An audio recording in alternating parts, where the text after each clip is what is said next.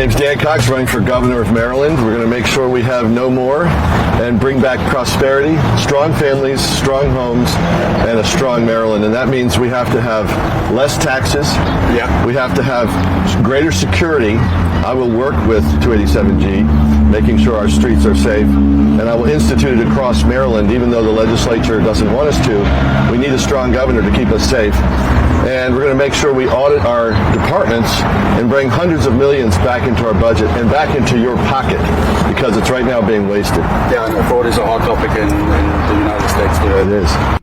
Your upbringing is one of excitement in the household, being one of 10 kids, but also one of discipline, being raised in a Christian household with Christian values. How did this shape your present self, and how has this upbringing been your driving force, today and in the present and going forward? So my father is a minister, a pastor, and my mom is a saint, and she put up with me as the oldest. And I tell you, growing up in a family on a farm was a dream. It's the American dream, and I had the privilege of learning several things, and that is hard work. We had to get up sometimes 4:30 in the morning to milk cows and such. We also had my father, had a church ministry, so we helped out with different things and projects. We would do projects for people and things like that. I'd learned construction. And just generally speaking, when you have a big family too and you're raised with a lot of siblings, you learn both closeness and friendship and interaction with multi-generations. My grandparents came on site a lot, and then that really kind of gives you a vision, I think, long term for investing in others. At least that's my prayer, and I think that's what my parents instilled in us for the glory of God. I know my father, we're a farming family as well. My father, his father was a farmer, my uncles, we all have farms. I remember stories of him, early morning having to switch on start the fire for the donkey, which is the way they got hot water, and late at night, once everyone is to bed, because he was the eldest as well, still is, he go out, and it's just lovely hearing those stories. I myself can't wait to have a farm of myself.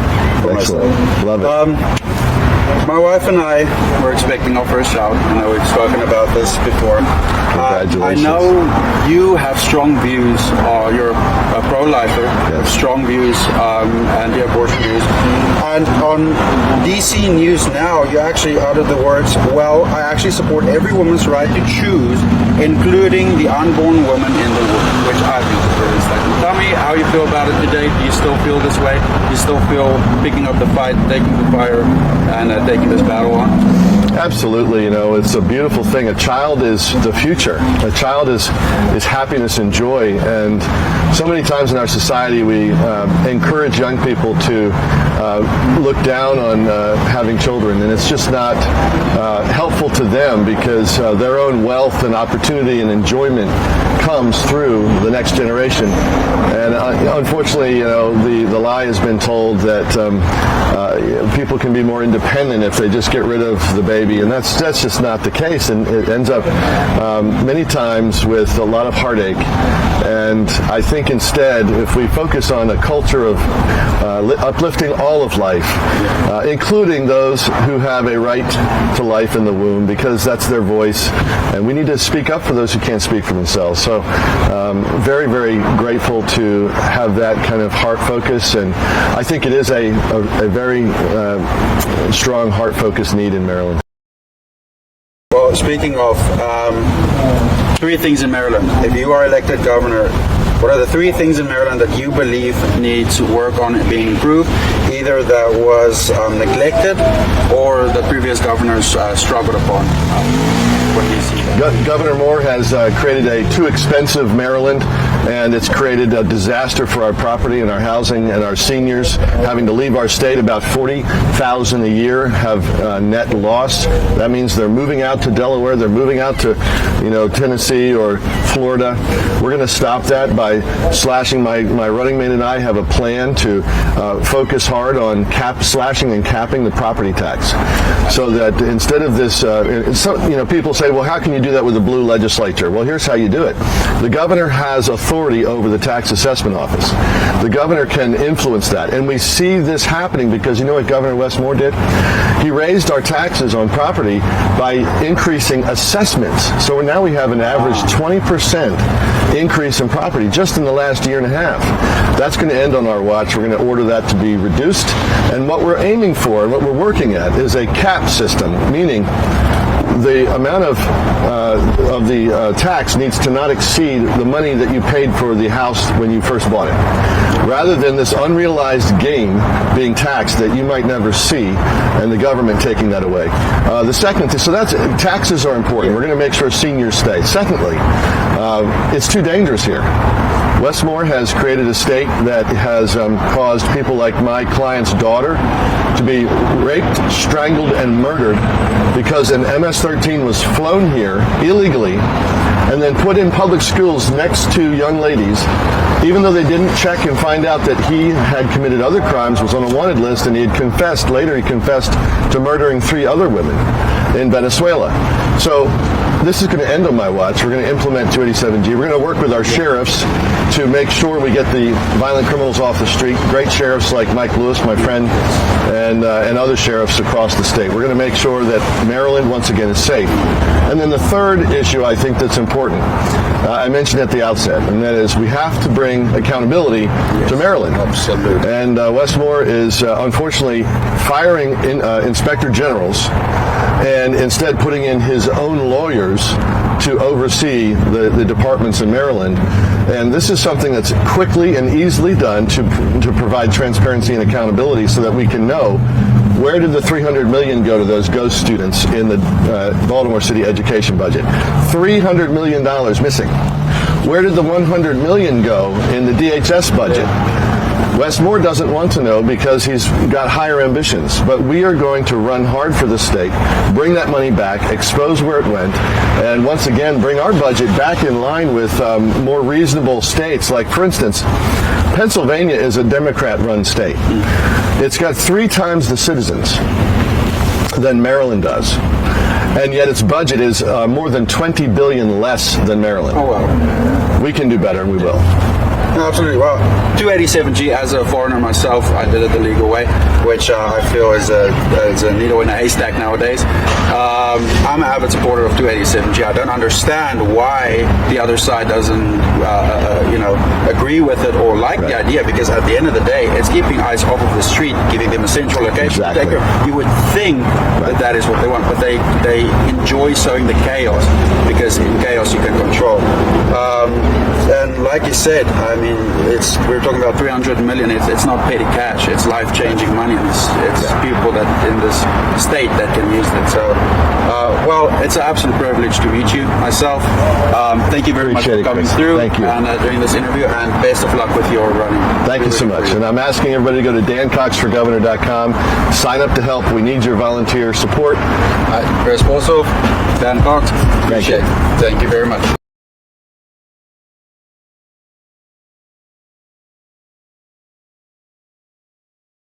Hello, welcome back to Bridging the Gap and our inaugural show of City Talks. We're here with Gavin Stevens and with someone who knows a lot about city politics, Michael Langford. I like to call him the analyst of Salisbury politics.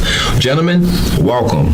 So there's so much going on, it's going to take more than one show to cover it. So where do we start? Well, I think that there's a lot of talk about the unions, right, and the possible dissolution of the unions. They're going to, like, the second reading, I think, tonight of the dissolution of that segment of the charter. But I think a big reason why that they're going to that place is, the city-county fire agreement. It's budget season, so we're having the same talk that we have every year, which is how much money is the county going to contribute to the services that they're receiving from the city fire department. Yeah, there's definitely a lot going on with budget. As a matter of fact, the president of the city council, April Jackson, was going to be with us, but there was budget talks going on. She had to be there to her meetings. And I also got in touch with the executive, who there is, of course, because she has to do some of the numbers, to turn it to the council. She couldn't be on the show today either because of this. So they all seem to be tied up up with this budget. Now, when we're talking about this fire agreement and the service agreement, what's going on with that? How does that from city go to city to county? Okay, so I guess my historical backdrop is 2 years ago, just to give people the most recent time, about 2 years ago, the county is paying to the city about $900,000. The estimate on the cost of what the services they're receiving is more like 1.5 million, or maybe 2, right? Then last year, the county paid the city 2.5 million, but the estimated cost of the county, the services that the county received from the city are more like 4.1 million, is my understanding. This year, we're back at a place where we're trying to cover the cost of that, for the city by getting a county city fire agreement where it's full compensation for services. Sure. But it seems like the number is not really changing for what the county is willing to put into the city, at least preliminarily. We're still, obviously this is developing, but that's where we're at this impasse. And there's all this talk about the union, but really it's okay, well, I don't have any problem personally with paying firefighters more. Sure. You know what I mean? I don't. If we have the money. Yeah, but that's the part. So that's the key part, is if we have the money. And it's where's the money come from? And to me, the county, the city county fire agreement seems like that should be where the money's coming from. You know what I mean? Well, and thank you. Yes, I was just looking back at this, and this has actually been going on as far as the county owing the city for over a decade. Yeah. It goes way over a decade there. And, the new mayor is actually in banking, so he's kind of a money cruncher anyway. Now, as far as it goes with the county's very conservative. They don't like to spend money. I can tell you from just seeing some of the things with the council, they say no to a lot of stuff. Yeah. Now, as far as where it goes with, I was talking to the executive last week when I did her executive decision, and I asked her, I said, what's the difference in how you're handling the bargaining agreements with the county versus on the city? Well, we turned in the budget the third week in April, and we are kind of patiently waiting for those budget sessions. So the council has sort of picked some departments that they want to meet with, and so we will be having those in some upcoming sessions. So hopefully people will, tune into those. I think Salisbury Fire and Volunteer Fire will be interesting. There's been a little back and forth, with that right now. So really. Yeah. So it'll definitely be interesting, but it'll all work out. It'll be fine. So we are plugging along with that. So that's pretty much the biggest thing right now, and getting ready to wrap up the fiscal year. So because we'll start a new one, January 1st. I will tell you, we were really excited about wrapping up the collective bargaining agreement. So we had that 3-year agreement. That's been a big thing around here. Yes, I know. Well, we were happy about it. We wrapped up a 3-year deal, starting salary at $70,000. And I just talked to the sheriff today. We were celebrating Correctional Officers Week, so we were out having a picnic at the correctional facility, which was nice. And the sheriff was saying, as soon as he put that out there, he has had numerous applicants, some transferring agencies, which we hate to cannibalize, but I will tell you, we really want, our sheriff's office should be the leading, office. It should be the leading office in the county. It should be the leading office in the shore. We are the biggest county, so I'm really excited about that, and that we have the experience coming, to the county. I'm just happy we have one, so that we have to deal with, and we were able to be very successful with that. The city has 3 different parts, right? And she only has one. Yeah. And then I saw April, actually that same day, went in and was asking the council for more help with it. So, April Jackson, I'm the president of the Salisbury City Council, and as Mr. Taylor, Mr. Venosa, and Mr. Joshifano have said, I won't reiterate anything that they have said, but we are practically begging you all to help us with this fire service agreement. It's about to cause us to lose our union because of the finances. We're digging in reserve. We serve 60% of the county, and we're not being given back what we deserve. And I think that it is terrible that our county executive does not think enough of our city to give what is due. Now, she states that she's given us more than any other one. No, we don't want more than any other county executive has given us. We want what is owed to us. We deserve it. We serve the county and the city both. And I'm not going to sit up here and beg and cry, but, we have people's lives in jeopardy right now. We really have people's lives in jeopardy. So would you please go over the budget? Make sure, because I saw she had $2.3 million in the budget for volunteers. So could you please go over the budget and make sure that we are taken care of, making sure the city gets what is due to them. We deserve it, and I will say it over and over and over again. I have been, for the last month or so, having sleepless nights because I don't want to get rid of our union.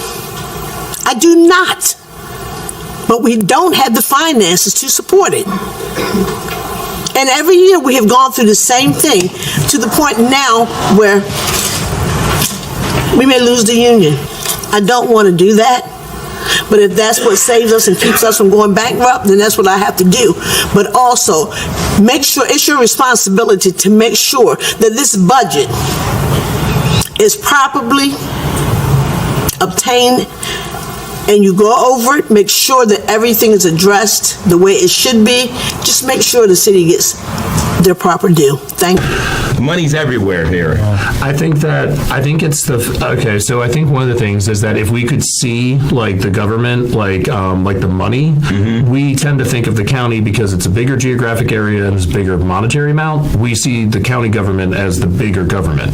Which it is. But like in those regards, it is. Geographically, it covers more land, but the city provides more services to the people in the city than the county does. Sure. It's more like the county provides like a scaffolding. It's like the federal government to me. They'll have a mandate for education or transportation standards, but they're not actually like executing those standards. They're just disseminating them down. Then the states determine how they comply with federal law. So it's not a federal agency, even if it's a federal law often. And that's kind of how like the local government, the county is often kind of the scaffolding, which sets up like what the play is inside, but the city is like, the county doesn't provide like trash service, for instance. They have the dump, they manage the dump, the waste, there's waste management aspect for sure, but they don't actually like pick up people's trash. That's all private companies.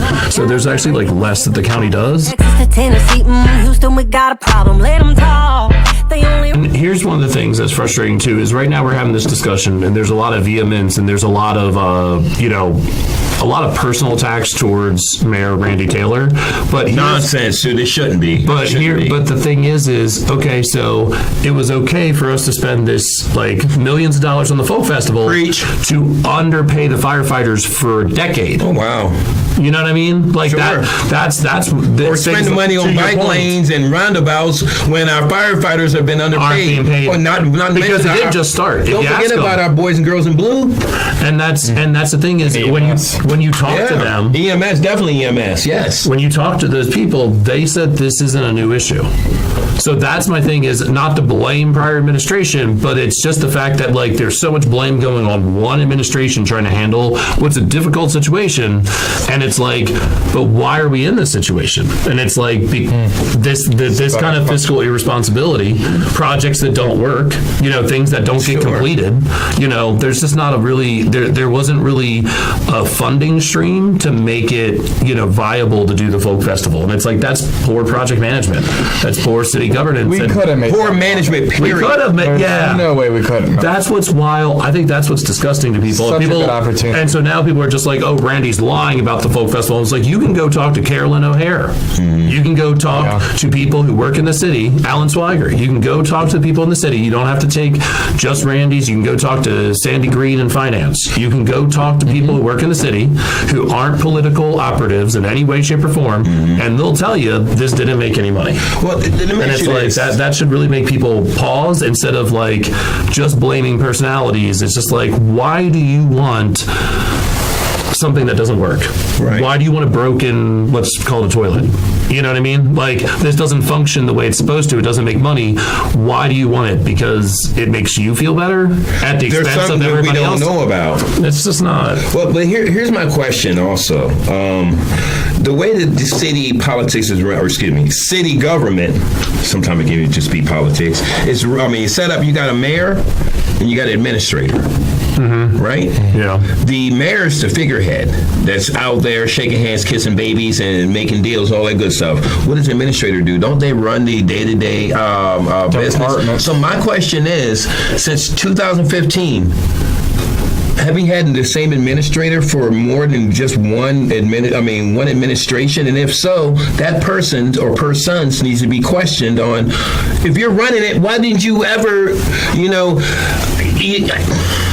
I'm still trying to understand how can we be $7 to $15 million in the red on the fire agreement with the county when you have a mayor and an administrator? You got on the county level, you got a county executive. Yes, she has the director of administration and all that good stuff like that. But you're going to hold the executive accountable for any craziness like this. Right. Well, right here, we're all at Mayor Taylor for trying to fix it.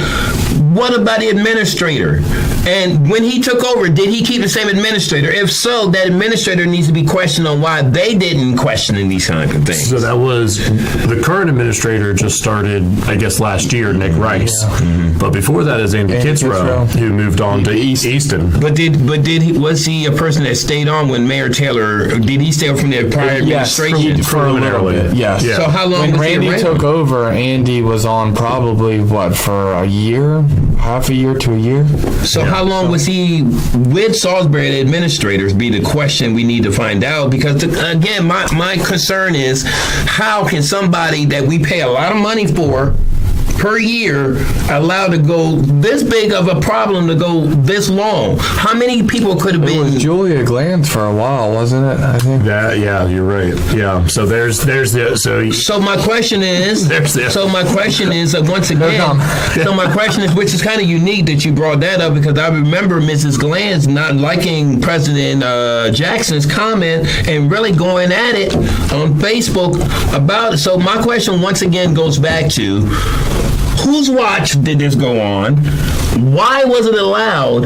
And now what are we going to do to fix it? And stop pointing the fingers. And again, I've got to do my research more. I want to have President Jackson on. I want to have Executive Giordano on. Talk about this. But I think we need to stop pointing fingers that are of those that are presently in office. And granted, yes, I can kind of see where those that are elected now saying this is something I inherited. But I can also see where you as a constituent saying, okay, I hear that. I can understand that. That doesn't fix anything. But that's not fixing anything. Yeah, nothing. So I think that what we need to do in this next couple of years is, and I'm talking to everyone that's listening, get behind your mayor when it comes to this situation. If you don't like it, okay, so you can vote him out later. But let's see what he's going to do in this next couple of years. He hasn't, anything that he has said he's going to do, he hasn't reneged on it so far. Yeah. And he's been really, really, look, somebody told me the other day, Fitzwater doesn't flood anymore. Yeah, Fitzwater doesn't. How long have we had that problem? I grew up here my whole life. That's always been a problem. Yeah, and that's fixed because they put in a bigger pump station, adequate infrastructure. How about that? But how many people said that he had no idea what he was talking about when he says, I'm going to fix it? And that's the thing, is nobody wants to give any. I think the problem is that people have a hard time making a concession that what you're saying, there's the only thing that the political people are going to agree on is that they don't agree. They don't agree. But the thing is that almost all of those people are there because they had some contribution to make. Heaven help you on the next election if you don't have anything to show for your public service, but because people are paying attention. Yeah. But I think that regardless of political party, I honestly do think that we have a lot, like you said, I have a good relationship with a lot of people locally. Sure. And it's like, even if I don't agree with them on a particular issue, it's like I see that they're making a contribution to the community, and they have skills that they're offering. So just because my personal preference or opinion on this topic, let's say a crosswalk, right? Just because that I differ with you on doesn't mean there's not something else that we can get work done on. And I think that's what's so frustrating about the local levels. I'm just let us not get into. We throw the baby out with the bathwater way too often. This isn't Congress. course. You know what I mean? Like, we don't need to be gridlocked. Like, Well, they don't need to be gridlocked either, but that's another story. But we can't fix that problem here. We cannot fix that problem here. But these people, but to me, one of that problem is campaign finance reform, is all the money involved and lobbyists. Here, I'm like, look, we are all paying the same taxes. Sure. And we're going to the same grocery stores. Everybody humble. What you said about being humble, look, we all live in the same place. Let's just figure out how we can work on solutions together, and the things that we know anticipatably we're not going to see eye to eye on, do we really have to spit in people's eye about that, or can we just move on to what we can work on? Yeah. Interesting. Like I said, thank you. What do you want to be remembered for? Exactly. Being petty, blaming, or a person that's... Or you're going to leave a legacy. I mean, like I said, I just think that we need to allow those that we have elected to do their job and get behind them. And instead of pointing fingers, look, the current administration is the current administration. The past administration is the past. They can say what they want from the sideline, but they're not the one in the game right now. Now, the ones that are in the game also are encouraged by those in the stands. We're in the stands right now, and I guess we do pay the people that's out there on the court too. So, we're willing to help. I mean, just, I know I am. Not everybody. Not everybody. The problem is, let those that don't want to help stay on the sideline. Complain, but mute your mic, and let's get some work done here in Salisbury.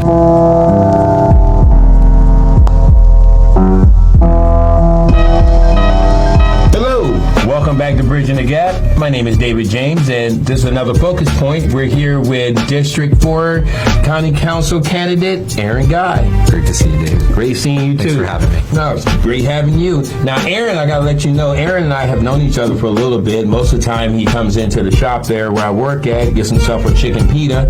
A lot of time with falafel on it. But that's my go-to. I tell you what, if you ever want somebody to talk to, he will talk to you.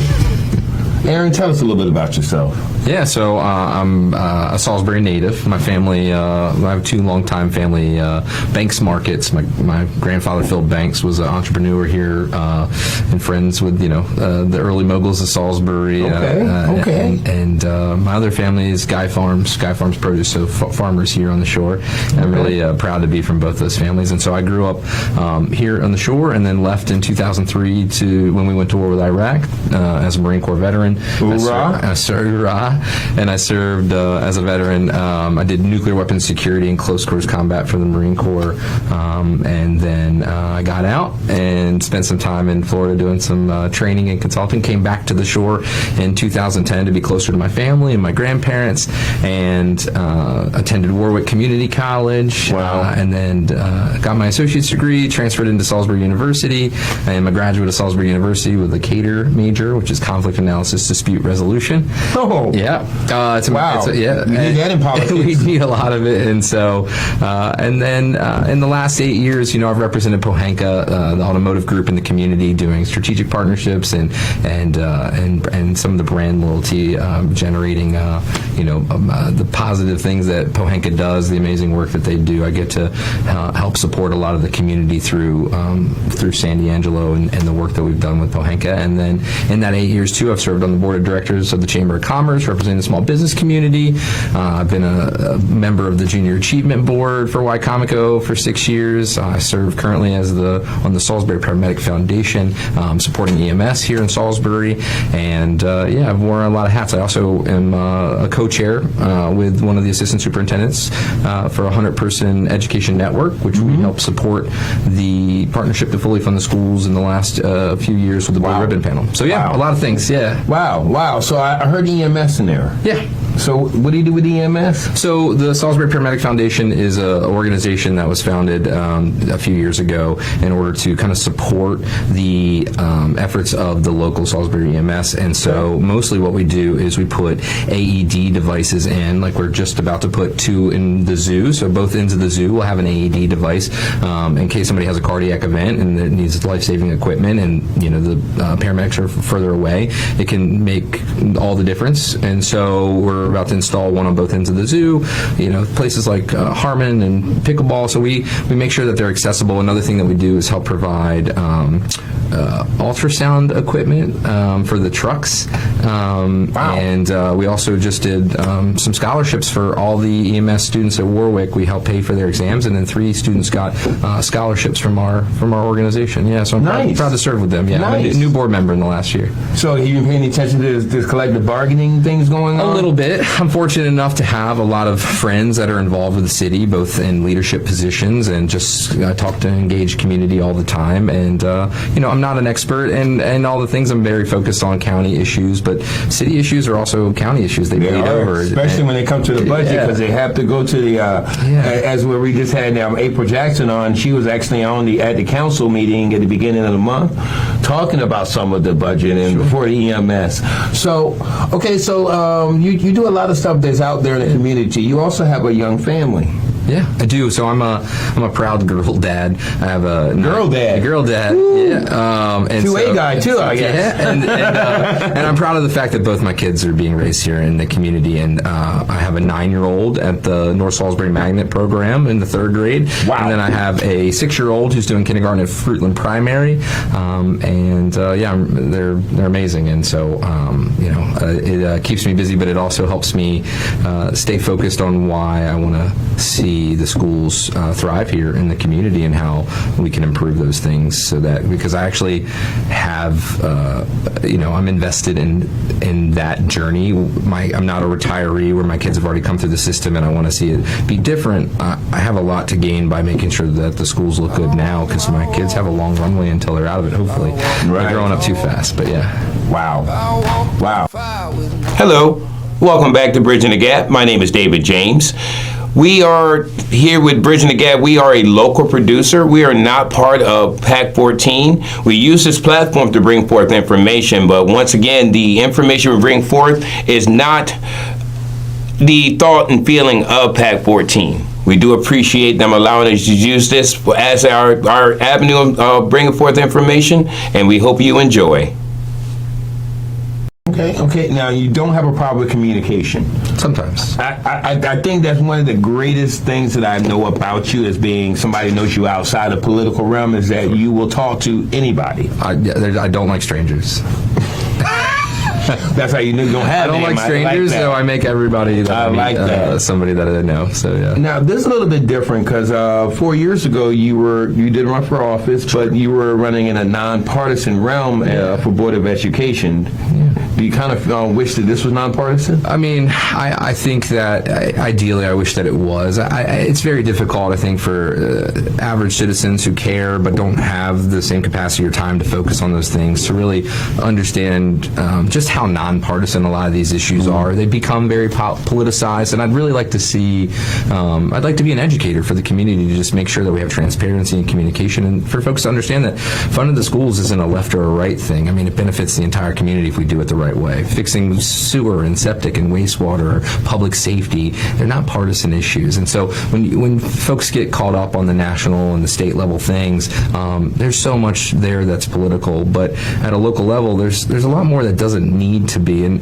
the more we politicize things, the less positive outcomes I see for the overall citizens. I've seen it as I've paid attention since I came back in 2010. I've seen a lot of times where if we could have removed some of the politics out of it, whether it's lawsuits or things, more citizens and voters in the community would have benefited if we had better communication, if we were more collaborative. Not that conflict can't be a part of it. There's always going to be conflict. Conflict's healthy, but it's how we manage those conflicts in order to make sure that outcomes are happening for folks. And just to give you an example, what really resonated with me, because I used to not be very political at all or involved in that. I'm much more about public service, but I remember watching a council meeting 8 years ago and seeing the council argue over... Wait, the council argue? It happened one time, but I watched them kind of dispute over $1,500, and at the time they had over $90 million in the rainy day fund, and they were disputing, a property over a playground, and it felt like they wanted to lowball the property owner, and they needed more money. And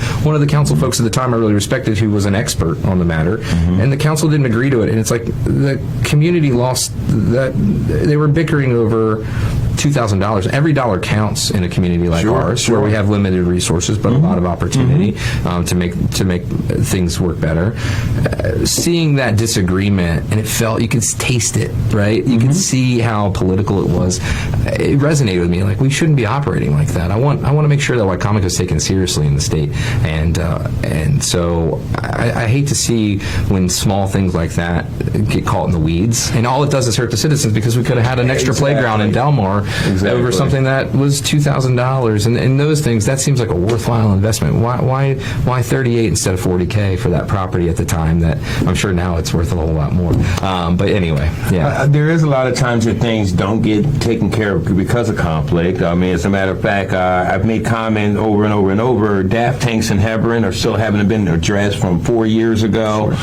This last 4 years, there's been a lot of bickering between legislative and executive, and legislative want to get rid of executive. Let me ask you this: how do you feel about executive form of government? I think that at this point, I think there's bigger issues that we need to tackle as a community, and I think that I really paid a lot of attention to when that was a big debate the last election cycle, and I think that having an executive branch gives us a lot of opportunities that other counties don't.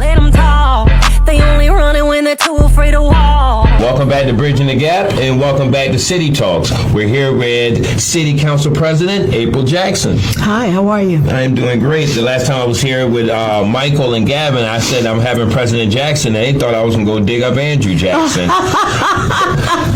But we are here, and again, it is April Jackson here with us, and I guess if we could give a topic name to this, it would be "Can't Get Blood Out of a Turnip." That's right. How are we doing with the budget? Well, right now we're going into a closed session Thursday with the whole entire council to see what the bottom line is. Try to get people to understand what's really happening here. To me, the only thing that is really the sad thing about the budget is the union part of it. Yeah. That and the fire service agreement. That's the saddest part of it. To me, like I said, I've never been, in 10.5 years, I've never ever been in this situation before. Yeah. And it's the hardest. It's hard. It's really hard. But as I said before, and I will constantly say again, I will not see our city go into bankruptcy. And I appreciate that. Now, when I said blood out of a turnip, there's a lot of demands being put on, of course, the council and the mayor. And I want to stop for a second and say again, the mayor is a former banker. Yeah. So money crunching is not nothing new to him. No. And I also want to say this before I go any further. This has become something, part of your life. You're not just elected into this. You've been in this for how many years now? 10.5. So let me ask you a question. Has there been any sleepless nights because of this? Yes, many. And since this has happened, and since, the union talks have gone through, it's been, for like 3 months, it's been awful for me. To the point where I've cried and, I've tossed and turned, not had good sleep nights. During the day, I just want to be by myself to think things through. There's been several times when I've changed my mind. There's been other times that I've changed my mind back, and there's, it's just a dilemma that I'm going through. And I want everyone to know that as a fireman that works for the Salisbury City Fire Department, yes, I did. I actually did vote to get this union. I did. I did everything I could to get this union in here, and I stood behind you all. But the thing is, we don't have the money to suffice this. Right. And if we do, we're going to end up taking the city into bankruptcy.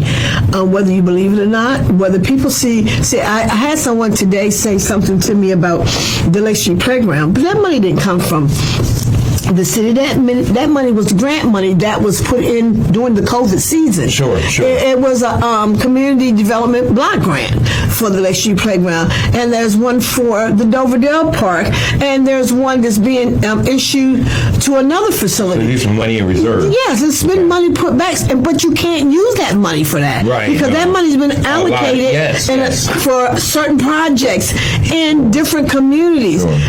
And that's what people don't understand. And that's why we fight so hard, and we love our departments who in our supervisors that go fight for these grants, because then that saves us money. And we've actually saved a lot of money through grants, but it's still not the amount of money that we need to actually keep our budget from our finances to going into bankruptcy. Now, I have a question, and thank you. I'm trying to backtrack some of these things and find out what has been the common denominator. Like, okay, so when we had our show last week, I made the comment that you have the mayor, but you also have a city administrator, right? Mm-hmm. So there's been somebody has noticed over the years that there has been this ongoing problem with not being paid the amount needed to be paid by the county. Why wasn't this addressed earlier? Well, actually, our administrator is new. He's not new to the job, but he's new to the city. Sure. And when he came in, from what I understood, he saw this. Mm-hmm. So nobody else saw this? I mean, because finances saw it. Right. So I'm saying, though, we had, so in some of the research I've done, it seems like some of this money started being owed to the city since 2015.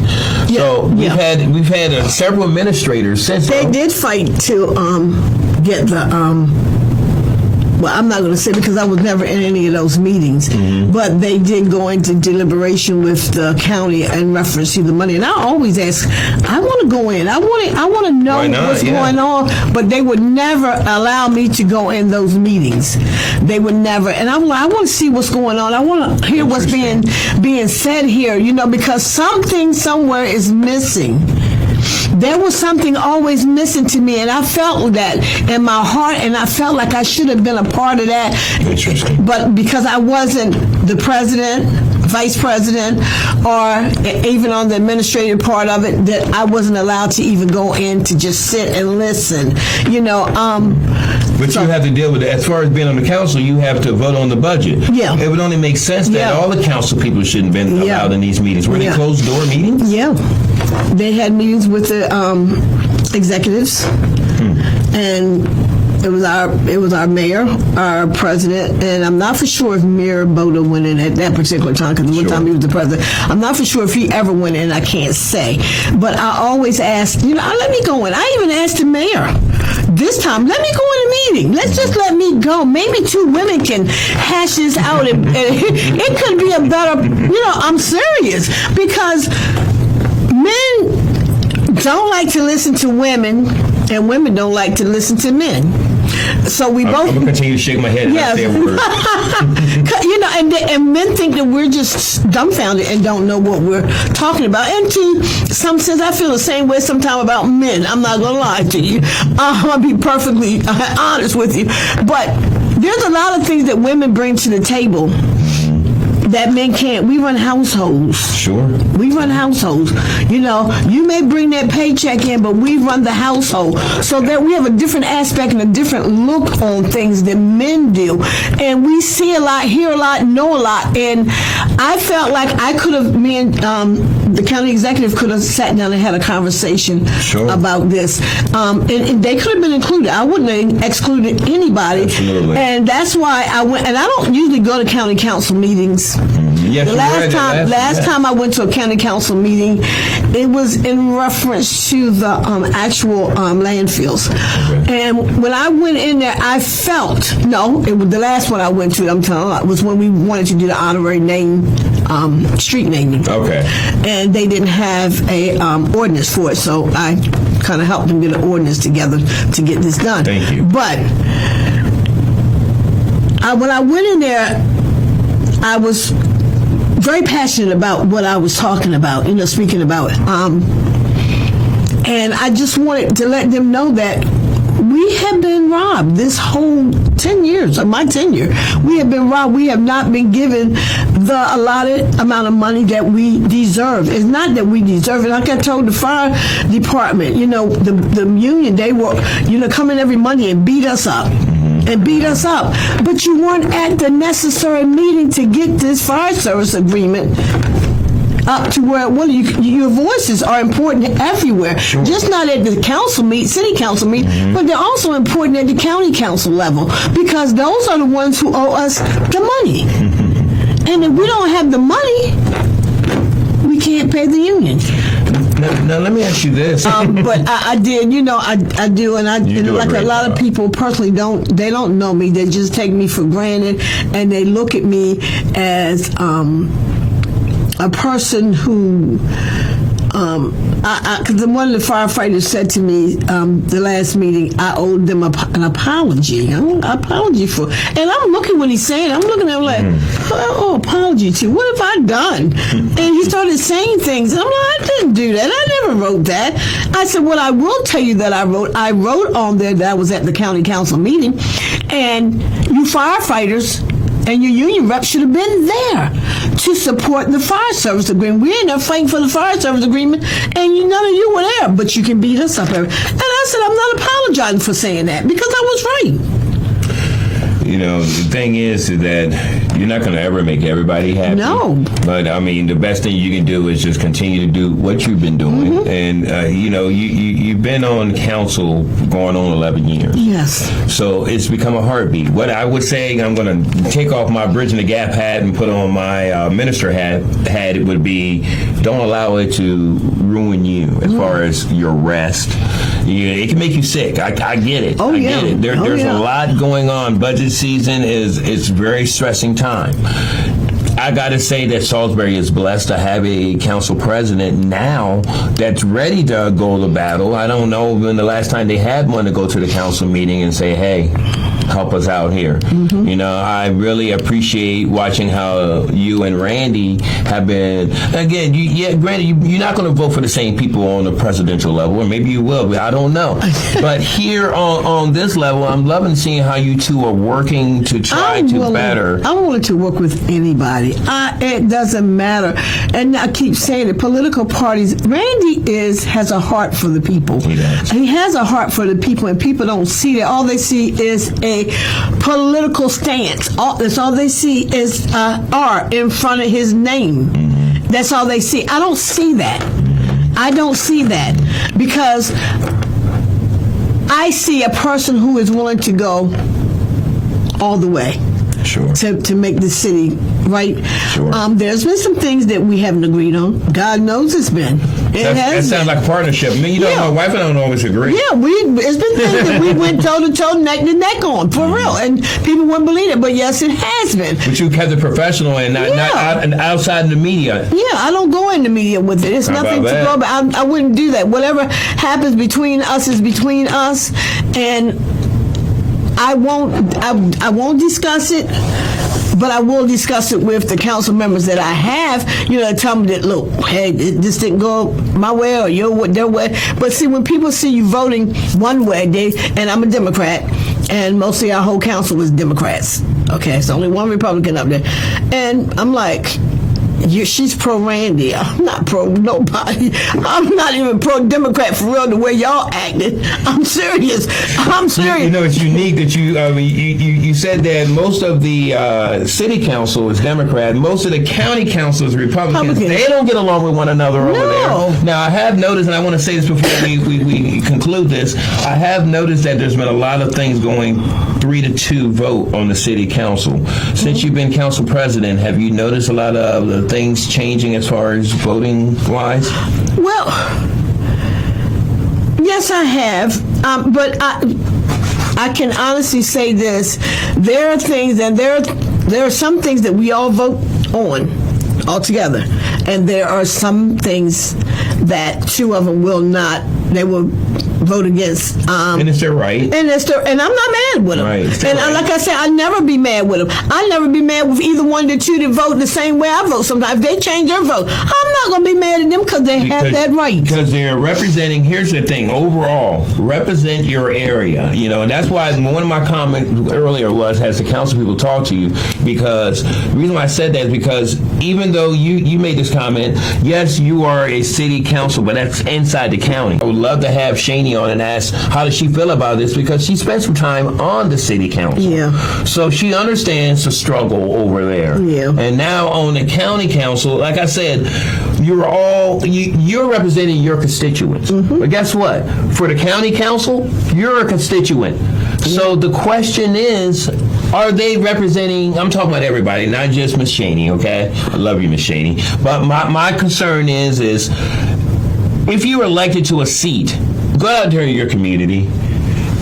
Miss Boots on the ground, you just talked about not taking yesterday off, or because you took yesterday off and you really didn't take yesterday off. I had to remind you of that. Yeah. But you were in the community. You know the needs. You understand the firefighters' needs because you're around them. Yeah. They're able to tell you that you owe them an apology because you're around them. There's people that are, and I'm not just talking about the county council, maybe even on city, maybe not even on council, but there are elected officials that don't know the needs of their constituents because when they see their constituents, they go the opposite direction. Mm-hmm. So my question is to the county council, while you're deliberating, I already know now, it's not up to, it's gotten past, yes, the ask price does need to come from an executive. However, I do know also if the county council doesn't like something, because I've seen it with Fruitland Primary, if they don't like something, they can always put their own suggestion in. So my question is to each council person is, instead of wondering why there's a fire engine outside of a grocery store, I mean, people on the fire engine don't eat in a grocery store.